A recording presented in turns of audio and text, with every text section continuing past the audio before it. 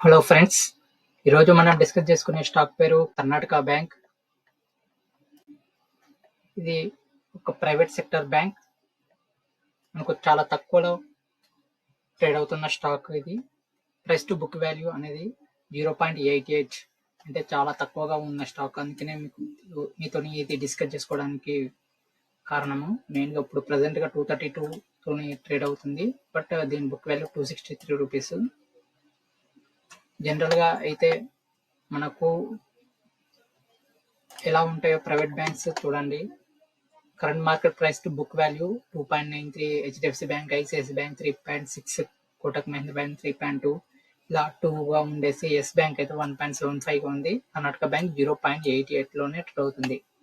But profit variable 3 years percentage చూడండి ఎంత గ్రోత్లో ఉన్నాయో. ఇప్పుడు హెచ్డిఎఫ్సి బ్యాంక్ 19% తోని గ్రో అవుతుంది 3 ఇయర్స్లో. ICICI bank 52%. ఇలా చూసుకుంటే మనకు కర్ణాటక బ్యాంక్ అనేది 39, అంటే ఆల్మోస్ట్ 40% తోని గ్రో అయినా కూడా ఇది మనకు బుక్ వాల్యూ అనేది చాలా తక్కువలో ఉంది. సో మనకు గ్రోత్ లో మనకేమీ తక్కువేం లేదు, బట్ మనకు తక్కువలో ట్రేడ్ అవుతుంది. సో ఇది మనకు మంచి అవకాశము దీంట్లోకి మనం ఇంట్రెస్ట్ తీసుకోవడానికి. సో ఇప్పుడు ప్రజెంట్గా స్టాక్ P/E రేషియో 6.32గా ట్రేడ్ అవుతుంది. దీనికి ROC 5.86, ROE 15.4% ఉంది. మనకు రీసెంట్గా ఇప్పుడు చార్ట్ కూడా చూడండి, మనకు మీడియం PE దగ్గరలోనే ట్రేడ్ అవుతుంది. లాస్ట్ 5 ఇయర్స్ ఎంత 5.2గా ఉంటే ఇప్పుడు మనకు 5.4 అట్లా ట్రేడ్ అవుతుంది. 3 ఇయర్స్లో కూడా ఆల్మోస్ట్ మీడియం PEకి దగ్గరలోనే ట్రేడ్ అవుతుంది. లాస్ట్ 1 ఇయర్లో చూస్తే మనకు మీడియం PEకి చాలా దగ్గరలో ట్రేడ్ అవుతుంది.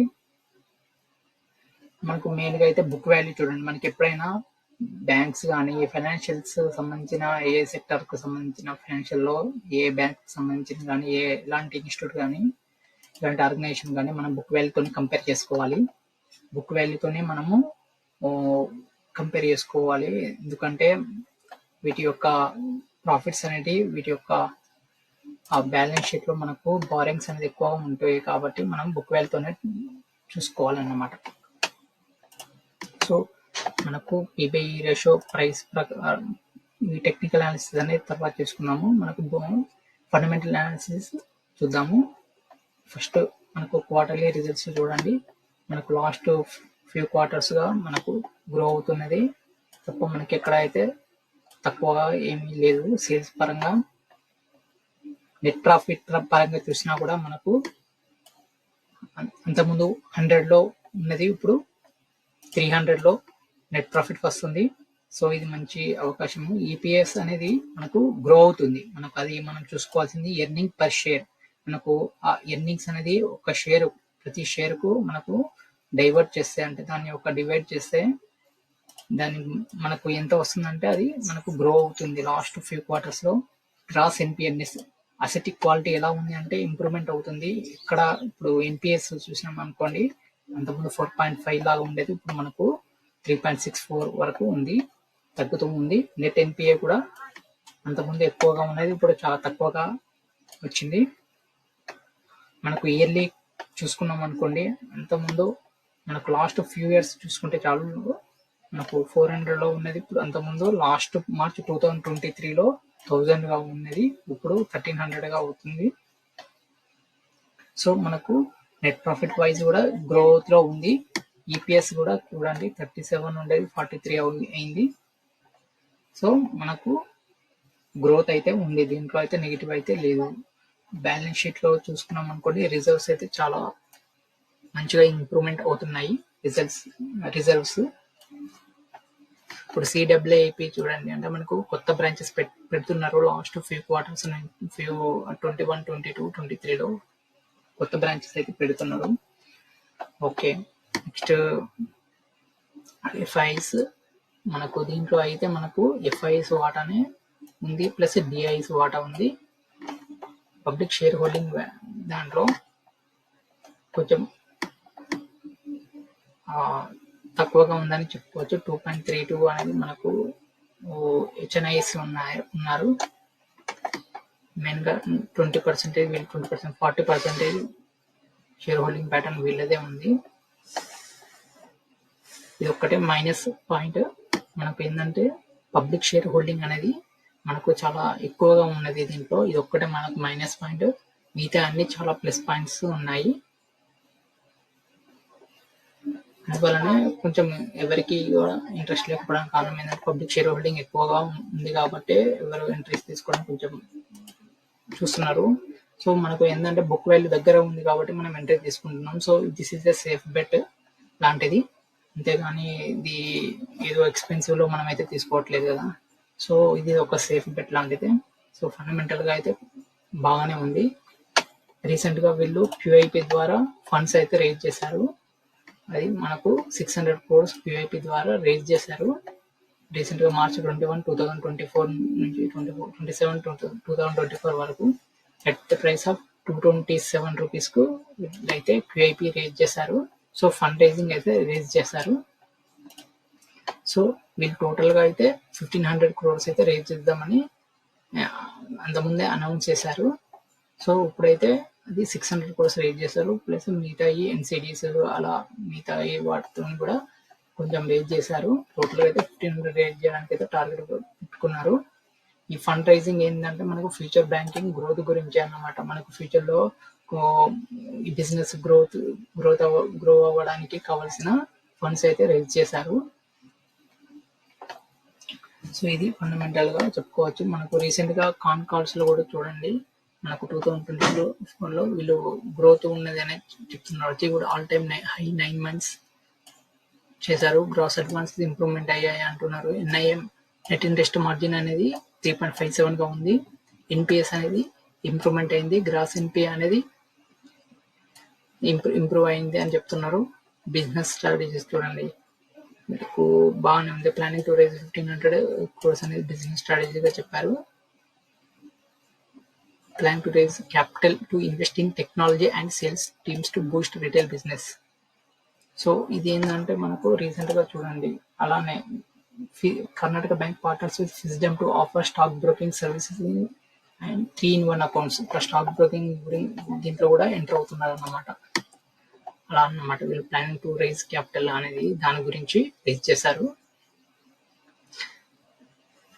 ఇంకా ఓవరాల్ గా చూడండి, the bank has shown strong financial performance, strategic initiatives to growth and address challenges. అంటే స్ట్రాంగ్ గా గ్రో అయ్యామని కూడా చెప్తున్నారు. అదనమాట. వాళ్ళకైతే అంతకుముందు అయితే NPS తీసుకున్నది దాని కన్సర్న్ కోవిడ్ టైంలో related issues related to NPI, ఇది ఒకటే ఛాలెంజెస్ అని ఉన్నది. NPS అనేది ఛాలెంజెస్ అన్నట్టు వీళ్ళకు. ఏ బ్యాంక్ అయినా NPS అనేది ఛాలెంజెస్ గా ఉన్నాయి అన్నమాట. కోవిడ్ టైంలో చాలా అన్ని బ్యాంకులు కూడా సఫర్ అయ్యాయి అన్నమాట. ఇప్పుడు మనం టెక్నికల్ అనాలిసిస్ చూసామనుకోండి, మనకు రీసెంట్ గా బ్రేక్అవుట్ అయితే మనకు ఇచ్చారన్నమాట. ఇక్కడ నుంచి మనకు ఈ విత్ హ్యాండిల్ ప్యాటర్న్ బ్రేక్అవుట్ అయితే జరిగి కన్ఫర్మేషన్ అయిపోయి మనకు రిట్రేస్మెంట్ అయితే జరుగుతుంది ప్రెసెంట్ గా. సో దీనికి మనము మనకు టెక్నికల్ అనాలిసిస్ లో కూడా మనకు బాగా కనబడుతుంది. ముందు టార్గెట్ అయితే వీళ్ళు రీచ్ అయ్యారు ఇంతకుముందు డైరెక్ట్ గా.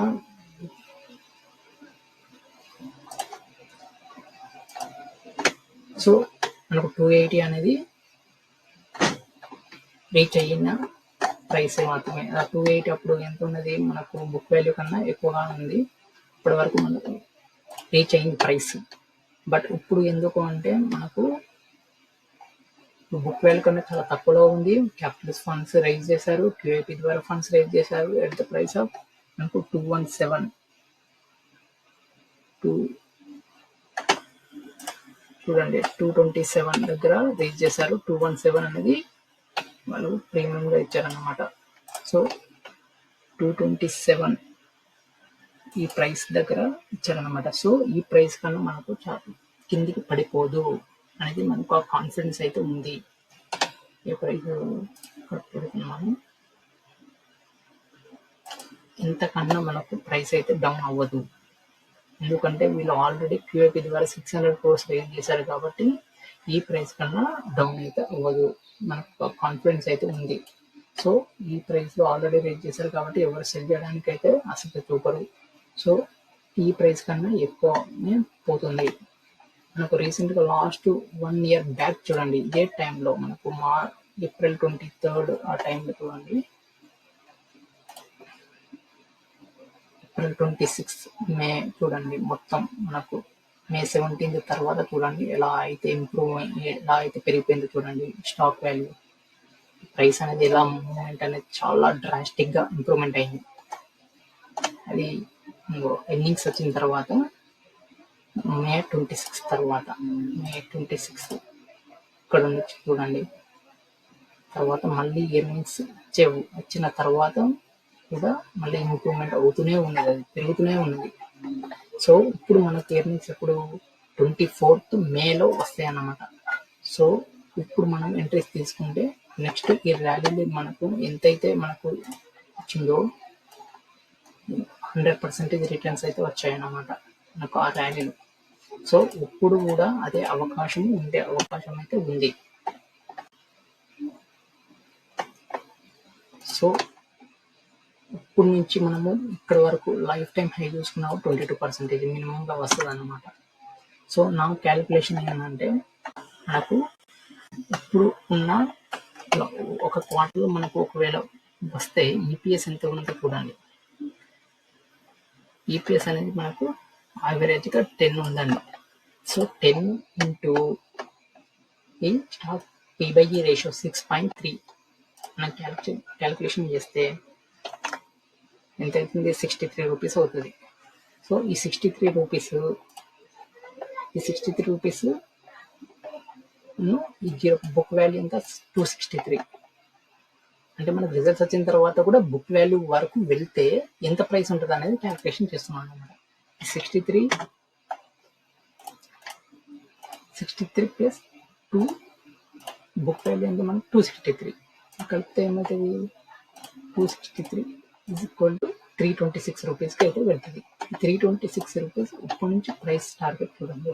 ఈ బుక్ వాల్యూ వరకే చూస్తే ఇప్పుడు మనకు వచ్చేది ఎంత, 326 చూడండి, 326 40% ఆల్మోస్ట్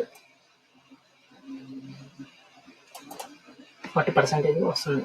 సో మినిమం అయితే మనకు బుక్ వాల్యూ వరకు వెళ్తే 40% వస్తుంది. మళ్ళీ అక్కడ నుంచి మళ్ళీ ఇంకొక క్వార్టర్కు వెళ్తే మళ్ళీ ఆ ఈపీఎస్ మళ్ళీ 63 రూపీస్, మళ్ళీ 63 రూపీస్ అంటే ఆల్మోస్ట్ 390 రూపీస్కు వెళ్ళింది అనుకోండి చూడండి. సో మనకు ప్రైస్ టార్గెట్ మనకు 2 క్వార్టర్స్లో మనము 68 అంటే 70% అయితే minimum to minimum only price to book value వరకే, ఓన్లీ మనకి ఏదైతే బుక్ వాల్యూ ఉన్నదని చూస్తేనే మనకు 70% అయితే రిటర్న్స్ వస్తాయి. 2 క్వార్టర్స్ వెయిట్ చేస్తాయి.